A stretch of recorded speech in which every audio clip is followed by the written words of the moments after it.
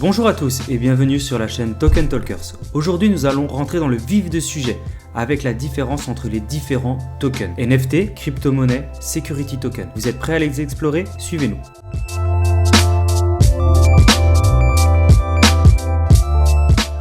Il est important de savoir que chaque token a une utilité différente. Et l'objectif de cette vidéo est de vous expliquer les différentes utilités. Commençons par le NFT.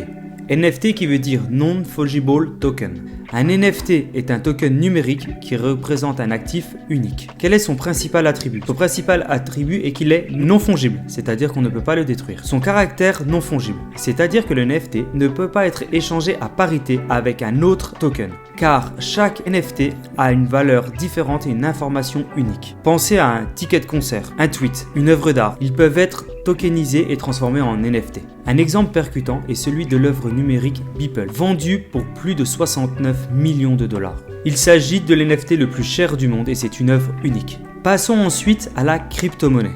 Les crypto-monnaies, comme l'Ethereum, le Bitcoin et tant d'autres, sont des monnaies numériques qui utilisent la cryptographie pour sécuriser les transactions. Contrairement aux NFT, les crypto-monnaies sont fongibles. Cela signifie que chaque unité de crypto-monnaie a la même valeur, contrairement aux NFT où la même unité peut différencier selon les informations qu'il y a dans le NFT. Cela signifie que chaque part égale de crypto-monnaie a exactement la même valeur. Pensez à un billet de 10 euros. Chaque billet de 10 euros a exactement la même valeur. C'est le cas de la crypto-monnaie. Maintenant, abordons le Security Token. Le Security Token est l'équivalent d'un titre financier. Ce Security Token a forcément un sous-jacent et le sous-jacent est toujours un actif tangible. Ça peut être une part de société, ça peut être une start-up, ça peut être une œuvre d'art, ça peut être de l'immobilier, peu importe, c'est un actif tangible avec un titre financier. Les Security Tokens sont soumis à des droits, ce qui offre une plus grande sécurité aux propriétaires, notamment le droit à des dividendes, le droit de vote sur des sociétés et encore d'autres exemples. Ils sont souvent considérés comme un mixte entre un vrai titre financier et une crypto-monnaie.